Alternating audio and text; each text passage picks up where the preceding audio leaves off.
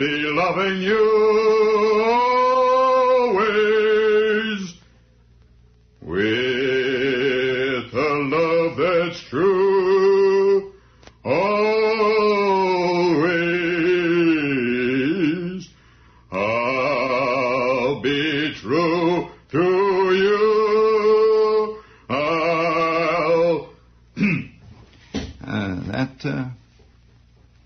That's pretty good, isn't it? For Wednesday night, pretty good. Now, any other requests? How about Marie? That's a very good tune on a Wednesday night for those of you who would like to wander down the memory lane. Or perhaps, every little breeze seems to whisper, Louise, even the trees seem to... You know, a lot of people think that there hasn't been progress made in the world, but I beg to differ with those people, because I think in some of the most important aspects of existence there has been great progress, great strides forward. For example, that kind of singer is now limited to late, very bad movies that were made in 1936 that appear on the late movie just before the early morning Latin semester thing starts on Channel 6 SJ7.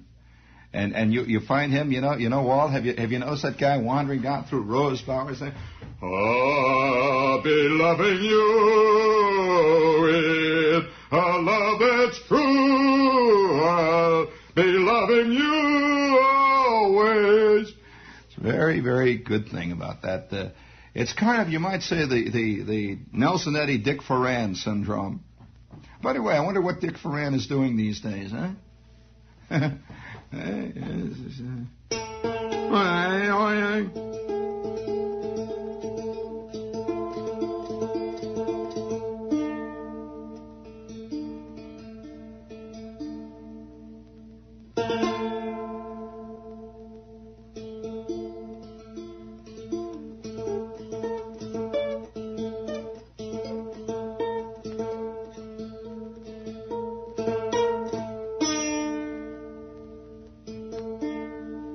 That's lovely, isn't it?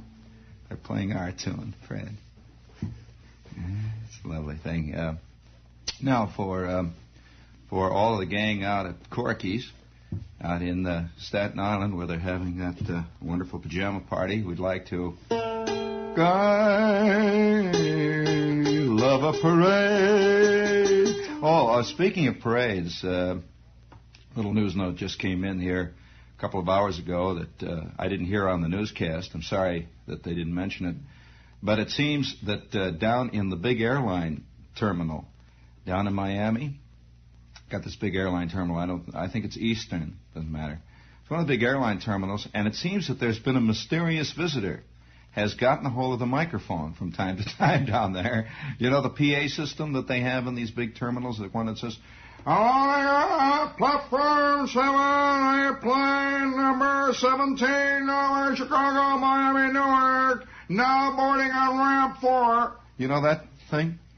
Well, somebody gets to that PA system down there in Miami about every couple of hours, and nobody knows how or why, and he plays taps over it.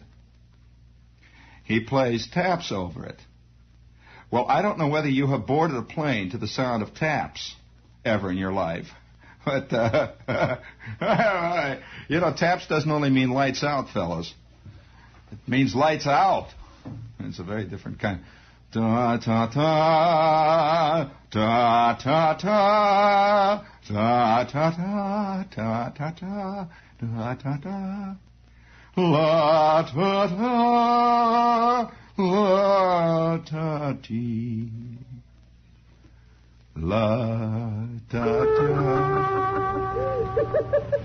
Now look, that was a solemn moment of quiet, reverent consideration.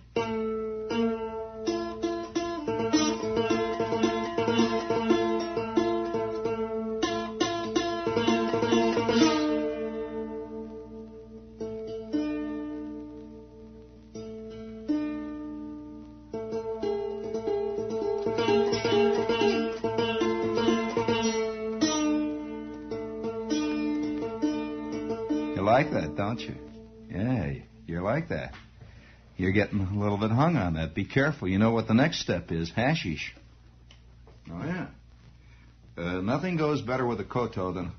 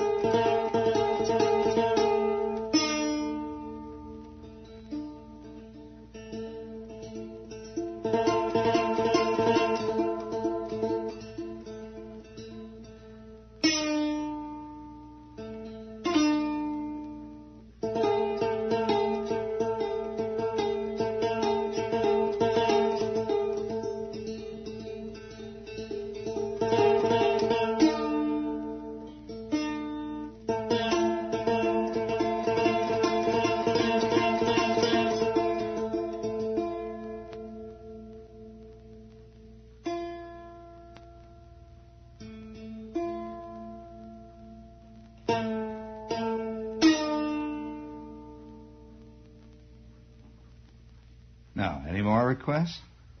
You really like that? Well, thank you very much. Thank you very much. And now, for the gang out at Charlie's, we would like to play the cricket. This is the sound of a cricket calling to its mate in a late October day, late in the fall, just as the cold chill of winter begins to set in, and the cricket is aware that his life is coming to an end.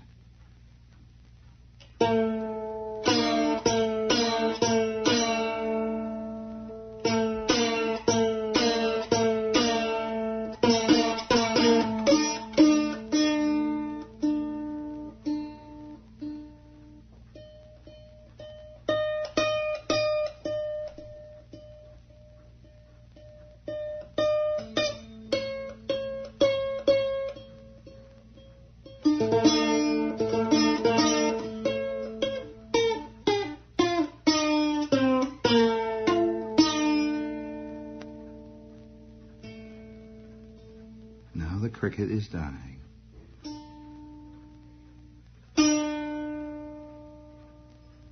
He expires quietly as the moon appears through the eucalyptus tree. And there is the answering call from his mate.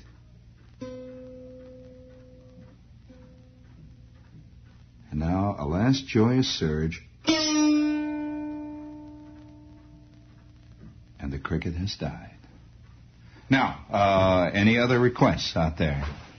Speaking of, it's funny, you get pulled right into those things. We have Peter Lynn Hayes and Mary Healy are coming to WOR Radio starting Monday, September 13th.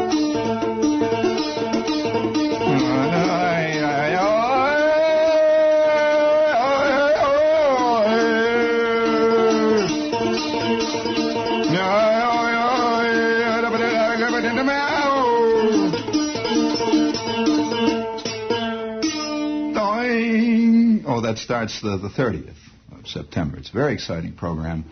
And, we have another thing here. It says, your contribution to chronic diseases, Brooklyn 3, New York, will help carry on essential medical research. I don't know why they put this right after Peter. Essential medical research and rehabilitation. So that's a good cause. It's funny. Hearing that little piece about taps reminded me of a story. Done them both, Ted. Yeah, see, caught them right in there, right? Happened there very fast. But you didn't hear them. Well, I did them. Yes, tell them off. It's terrible. It's awful how these things have. They got a bad speaker out there. It doesn't work so good. Well, that comes later. You don't want to do it too soon. See, it's 3 minutes before the station break time, and that's illegal. 2 minutes. No. I have a 6-minute leeway here, and I'm going to use every last minute of it. Yeah, Yes, well, you know, speaking of taps and the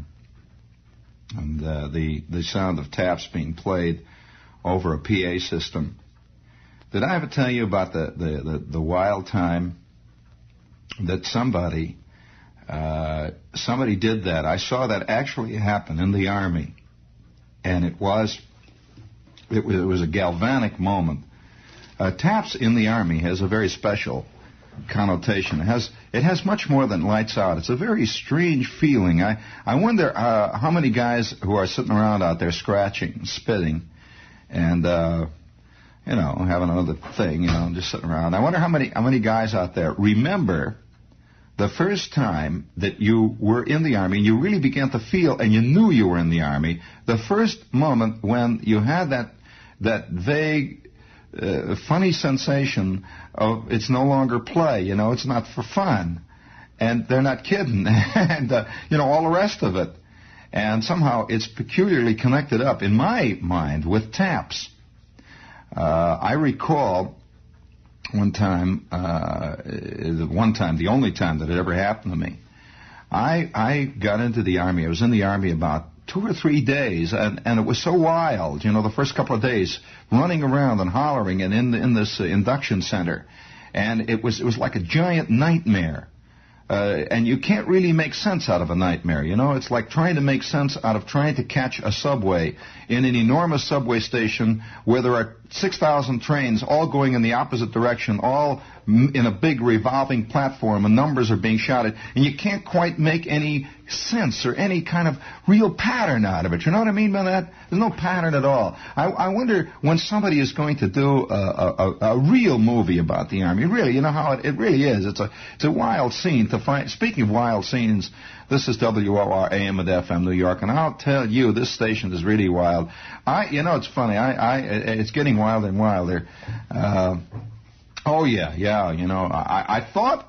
thought for one moment this morning that John Gambling was going to play a rock and roll record. For one moment there, he had the sound in his voice, but I'm pleased to report to you that Voices of Spring, played by the Sears Roebuck String Orchestra, came out on schedule. For a moment there, I thought we were going to have, and the Norman Luboff Choir sang the time, which kind of helped things. And Matavani played the station break, all on schedule. It was kind of nice there. Well, you want to hear the story about that night? That night the taps really sank in? Oh, it was a scary night. And after about 3 nights in the Army, while we were waiting to get shipped, and my suit was scratching everywhere, it had tags that were sticking me in very embarrassing places, and my shoes were squeaking, and it's very hard, to get used to wearing wool shirts. They make you wear wool shirts in the Army. When you're hanging around the camp and it's winter time and you have to get dressed, they holler Class B uniform, and you put on a wool shirt. This is something that very few guys ever do in civilian life, that kind of shirt, Walt? This is really wool. It's like a very fine grade of sandpaper. And, yes, it is. And I guess it's an extension of the hair shirt principle. Maybe the sackcloth and ashes idea fits there, too, because they want to remind you where you are. You're not back home in Hessville. They want to let you know that you're in a very new and a very different environment. And so everything scratches in the Army, even the ties. They got scratchy ties, if you can, and scratchy socks. And there is nothing scratchier, believe me, than Army underwear. And when you are standing out there in that biting, freezing cold, and you are wearing GI long johns being made apparently out of old used Brillo pads that they've ground up and that they've saved from the scrap drives and stuff. Those are long johns. Oh boy. And then on top of that, you put on a wool shirt that is of the hair shirt variety. It's made out of hair. It's not made out of wool. There's a difference between lambs. Well, girlie, it's not quite cashmere. This is made out of the big, fat, coarse hair of some awful creature. And it makes an interesting... I don't even know what kind of creature. Because when it got wet in the wintertime, it didn't smell like wool smells. Somehow, I think they must have gotten very close to some camels or something when they made these. And it was, some kind of awful animal. It smelled terrible when it got wet. I don't know. There's a shirt that did that. Well, this is the kind of thing, and about the third or fourth day, Eddie, I am still going through this wild scene, trying to get used to the shoes and everything in the Army. And then finally came that moment when I began to look around. Jack, do you remember the first day when you began to really look around in the Army, the strange feeling that you really were in another world? You know that, as Jack remembers it, and how, boy. And yeah, it's very exciting at first and very scary. It's like suddenly you are made out of cream of wheat, or more like tapioca pudding you're made out of. Well, it came to me, I would say, about 9 o'clock on the third day in the Army. I had finished my meal, and I was in this big mess hall, and I went out into the cold, and I'm walking around with my overcoat, and I have been working to the bone. My body, I'm sweating, I'm tired, and now no longer can I believe in the nightmare. And I'm beginning to look around, and I see this long row of gray buildings, which up to that time had just been the barracks, the places where you're always used to things being sort of impermanent in civilian life. You can move, you know? Well, I see the barracks all lined up there as far as the eye could see, and way down at the end of the street there was a high metal fence keeping me in there. And it was bitter cold. The wind was coming in off the lake, and this was Fort Sherridan. You heard of Fort Sherridan? And I looked around, and I could see just as far as the eye could see these square, gray, white barracks in this bitter, cold temperature. Oh, it was cold. Well, I walked and I walked. I thought, well, I'm going to walk. I was feeling kind of blue. It's a very funny feeling. I was feeling kind of, you know, that feeling of just being vaguely depressed, and you didn't know exactly what you were depressed about. And yet you had a very vague suspicion that you knew what you were depressed about, and you didn't want to think about it. It's like a guy must feel when he suspects he has some unbelievably pernicious, incurable disease, and he doesn't want to think about it. And so he goes to the show, or he has a beer, or he plays pinochle, and he laughs it up. And he doesn't want to think about it. He just walks away and keeps thinking, and yet it keeps gnawing and nibbling away at the bottom. Well, I'm clumping down the company street, and I'm walking towards what they call Service Club Number 2. And I get about halfway down there, and I've been there a couple of nights, and all you do is sit around, and there's always a guy up on the balcony somewhere typing. It's the first time I ever saw typewriters that had dimes attached to them. You put a dime in a slot, and the typewriter works for 8 minutes. Yeah, you know, and that was so unfair because I was a rotten typist. And, you know, for 8 minutes I got about nine words down, and all the other guys, they go like that, you know, they knock off 7 letters in 8 minutes. And so I thought, well, that's for the birds. And I walked around, and it was getting colder and later and later and later. And I just walked, and there was a big section there where they had wax. And I didn't think anything about it. You know, I was just out of civilian life. You know, girls you take for granted in civilian life. And I'm walking along, and I didn't realize it, but I had come to the wax section. And I was walking along a company street. Now, this is something you don't see very much in the movies, but this is the way it was. And I'm walking along the company street, and I didn't know it, but I was in Wackville. It looked exactly like the other place. Gray, cruddy-looking white barracks, and the wind is blowing. And I can see the back end of a couple of barracks. For some reason or other, I was around the back. And I remember a scene. It's funny. It's emblazoned in my mind. And I remember the scene where the barracks in the back was opened up. Somebody had opened up the doorway. It was hot or something. They were letting in some air. And I saw a bunch of chicks sitting around in these real sacky-looking fatigues that they gave the wartime wax. They were not dressed like they are now, girls. They were a whole bunch of women sitting around in these sacky-looking dresses under a yellow light bulb. And they were sitting around what looked like a great big wash tub of some kind. And they were just sort of huddled around this under the light bulb. I have no idea what they were doing, but it was one of the grimmest pictures I can ever remember seeing.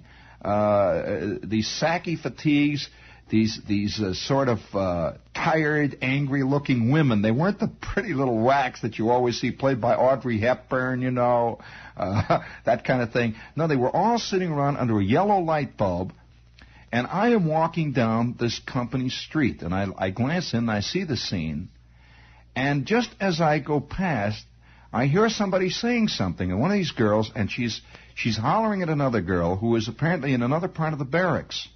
And she is swearing. And I mean swearing. Oh, yeah, I mean the real stuff. And it just hit me as so indescribably sordid. I mean, the whole scene was so sordid.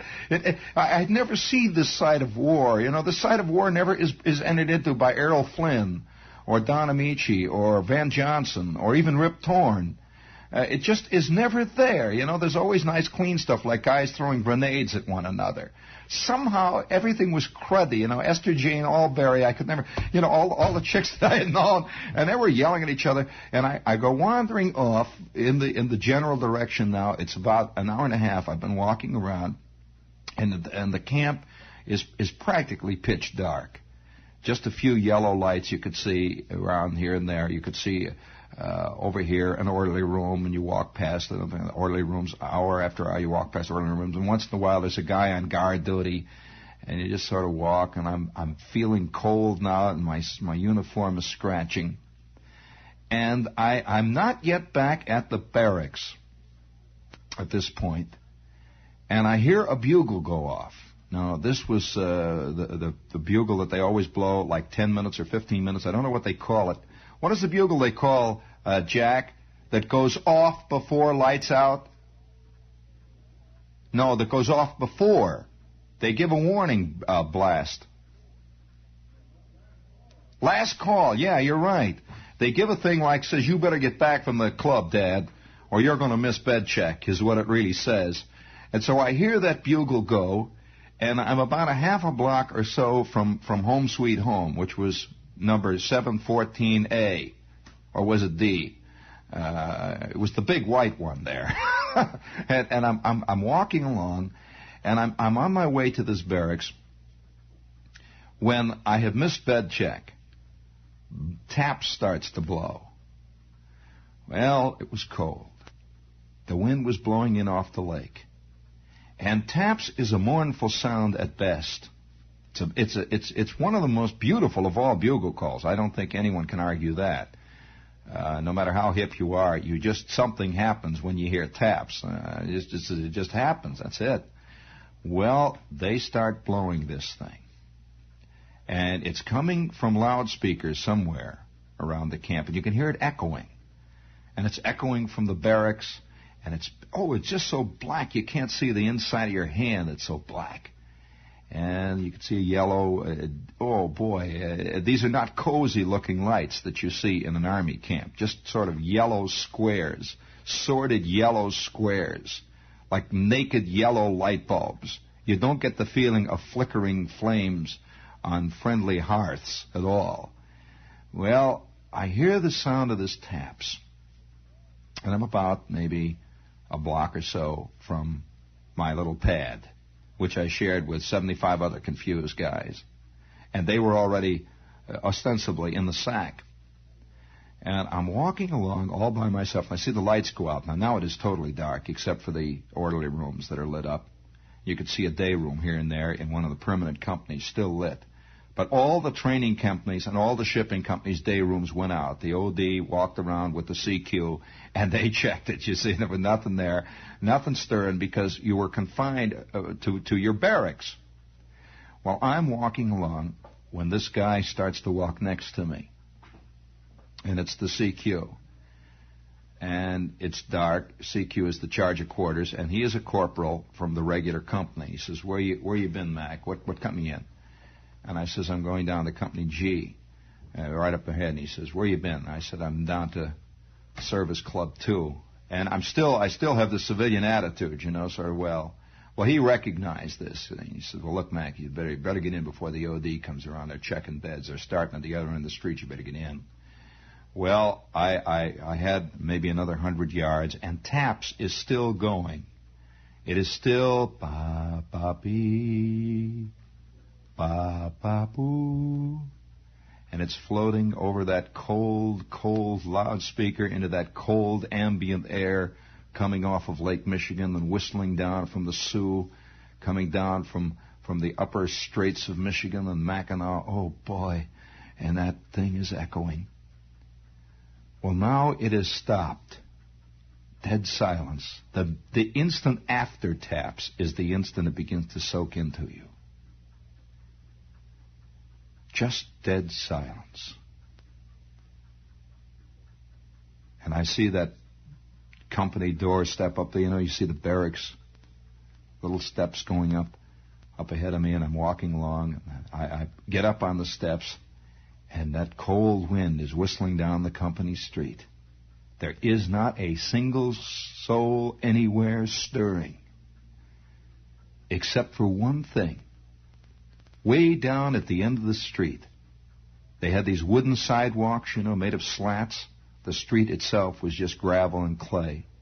I could hear the sound of big, heavy GI official OD boots. Clunk, clunk, clunk. I could hear that clunk, clunk, clunk, clunk, clunk, clunk, clunk. Somebody checking the barracks. The sound of absolute blind, cold, bitter cold, after TAPS authority. No trace of humanity. Just that after TAPS sound of somebody checking the barracks. Well, I stood up on the porch, and I could hear the sound of those footsteps, and I could hear the doors clunking once in a while, and then he crosses the street. You clunk, clunk, and you hear a little talk. The OD's talking to the CQ. They're cutting across to the other barracks. The wind is whistling, and they've got about maybe 4 or 5 barracks before they hit my pad.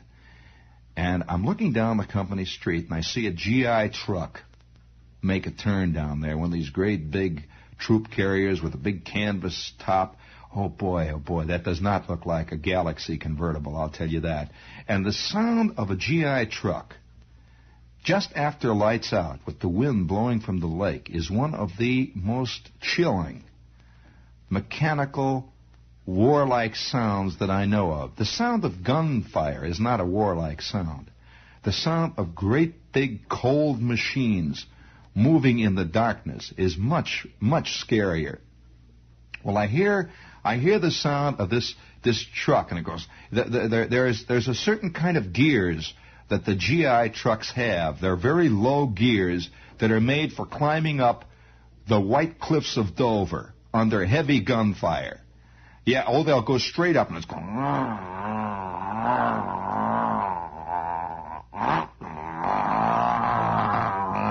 This guy is dragging God knows what, and it's a great big troop carrier, and he's making a turn down at the end of the company street, and in absolute silence.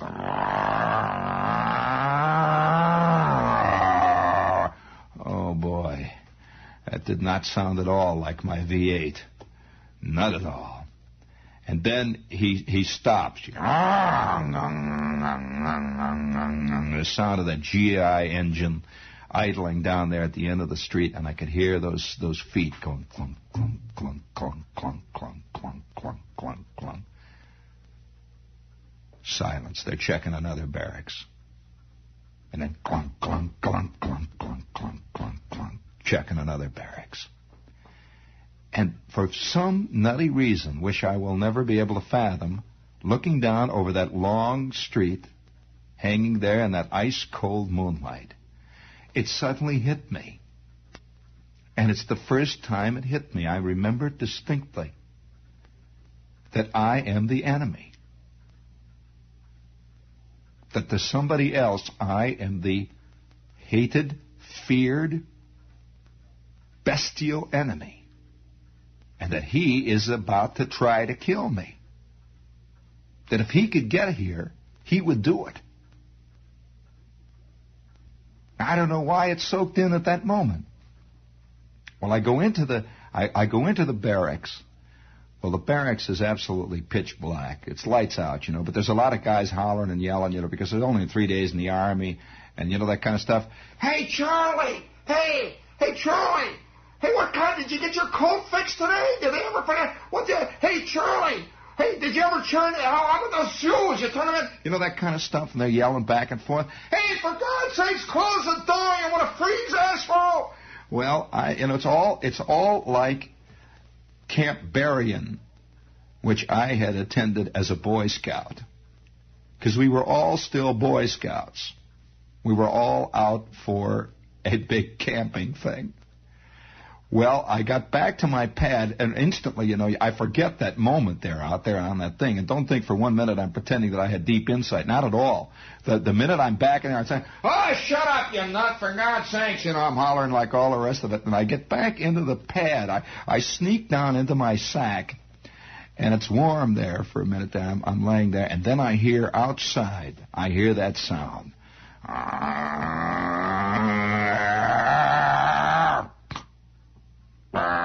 There's a long pause between gear changes in one of those GI troop carriers. Boy, they got a lot of torque going there, and they got a lot of flywheel going, Eddie, and they got a lot of gears going there, and they got a lot of horsepower moving, and they got a lot of tires going. So they do not go through those gears fast. It goes roughly like this.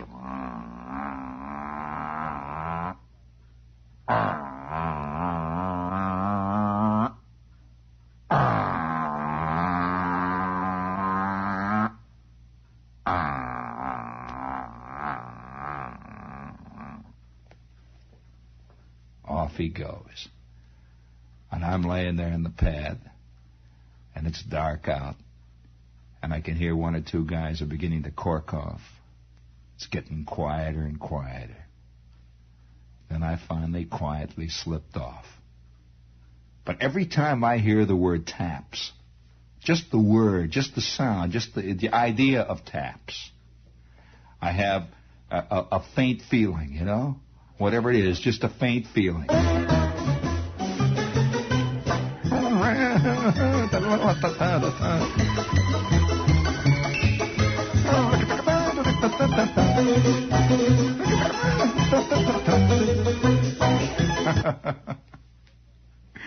Oh, boy.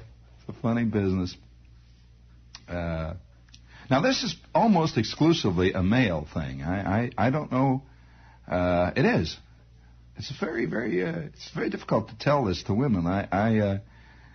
It is. It's truly a male thing, and it's hard to express. And another thing too, it is very difficult to tell this to anybody who has been in the Army when it has not been wartime. It's not the same thing again at all. It's like when you're doing a play, There's a big difference between just rehearsing and fooling around. And you may work awfully hard at rehearsing. You may sweat. Boy, you may sweat no matter what comes. Boy, it's terrible hard work. It's boring, it's terrible work when you're rehearsing a play. But it's very different the night you hear the people coming in. And you got to go out and do it. Then it's a completely different phenomenon. It has no relationship to the first one. None whatsoever. It's a subtle feeling that I'm sure that most ex-GIs who are hearing this say, yeah, But it's the kind of thing you just cannot transmit to anybody else, no matter how hard you write, no matter how many novels you write about it, no matter how many Norman Mailers are around or James Joneses are around. You still cannot transmit that very subtle feeling, whatever it is.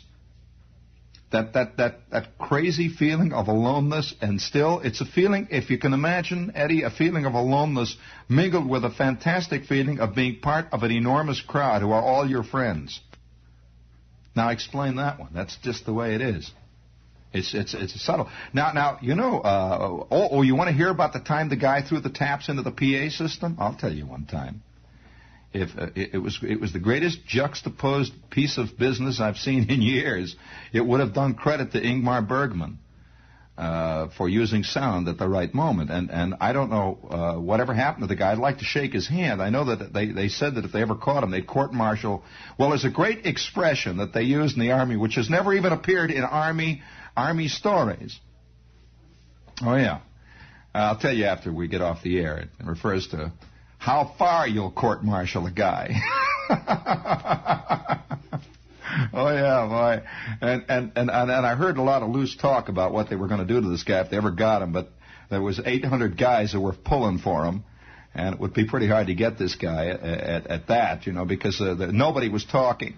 Well, here's what happened. It happened it's the kind of moment, just a great moment. It happened. Well, I'll have to describe the scene.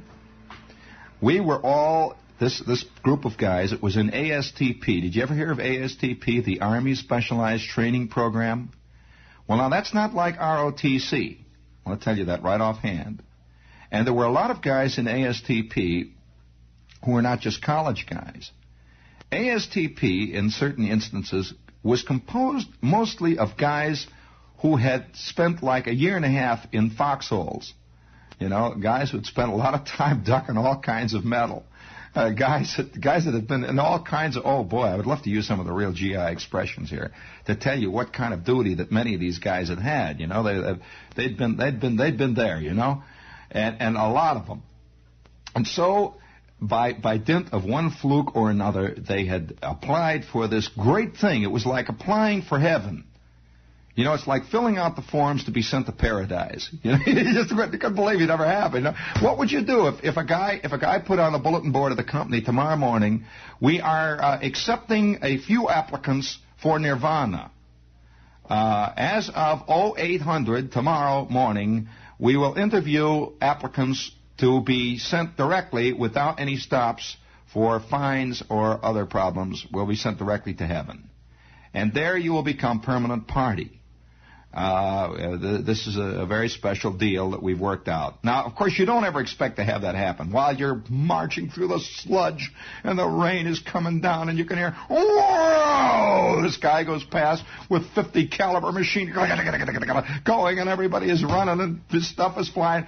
Well, guys are applying for this, you see. Well, by some strange magic, these guys suddenly find themselves literally there. They're in heaven, They're really there. Well, you can't believe it. Can't believe it. And they're all in school.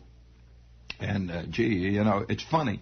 You know what I'd like? I can't describe to you how escaping from the troops and getting to college, guys were carrying as high as 40 credit hours solids. Stuff like quantum mechanics, advanced physics, advanced analytical, organic chemistry, Sanskrit. They were carrying it all, and not only that, getting A+ grades out of sheer fear. You'd be surprised what motivation will do. All they suggested once in a while was, well, the troops are waiting.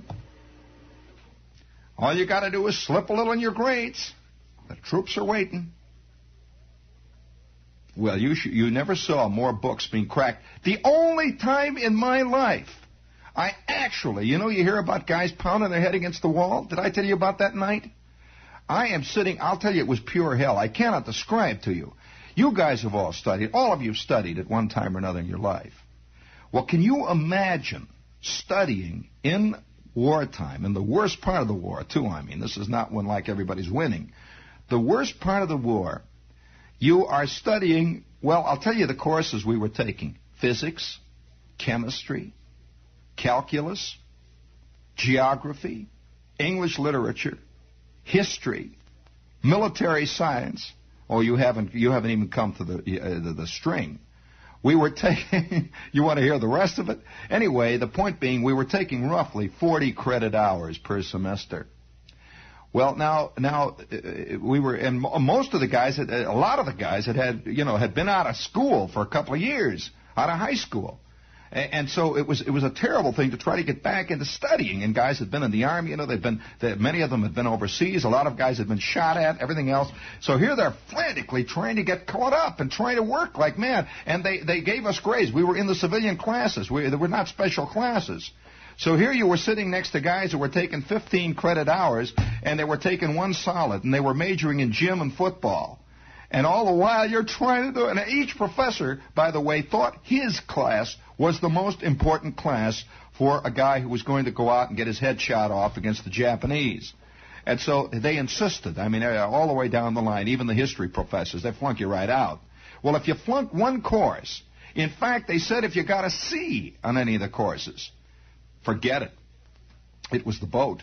And they were putting you in as infantry replacement in combat divisions already in the line, which meant a C today, tomorrow the Tiber. A C today, tomorrow the Po Valley. Well, of course, you never saw more studying in your life. Oh, it was just fantastic. You never saw what motivation will do. I mean, superhuman, just superhuman learning was going on. You could literally see the steam coming out of guys' ears. It was just fantastic.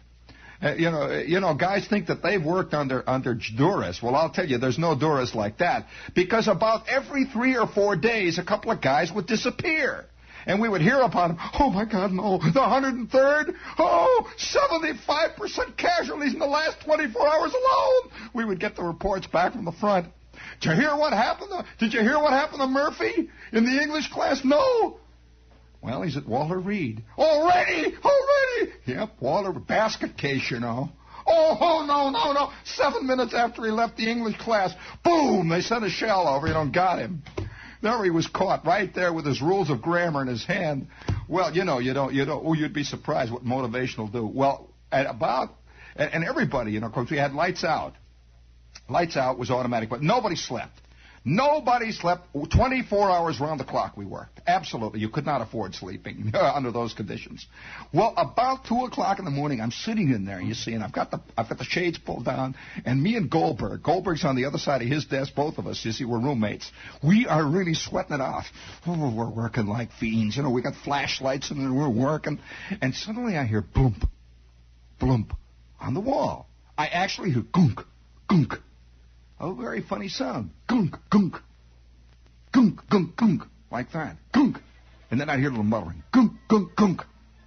And finally, I wonder what the devil's going on. It's just it was a terrible earth sound. The kind of sound like bloody, pulpy stumps being ground into the concrete. I hear gunk, gunk, gunk. Oh, it sounded awful. Gunk, gunk.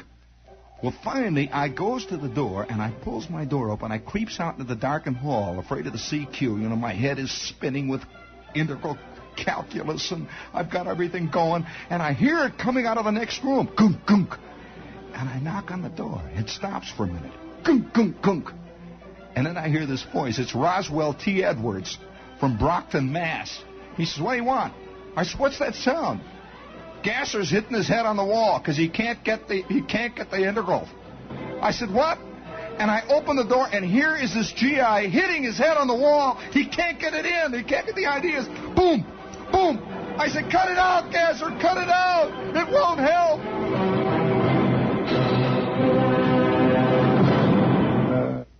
Coming to WOR-TV this fall.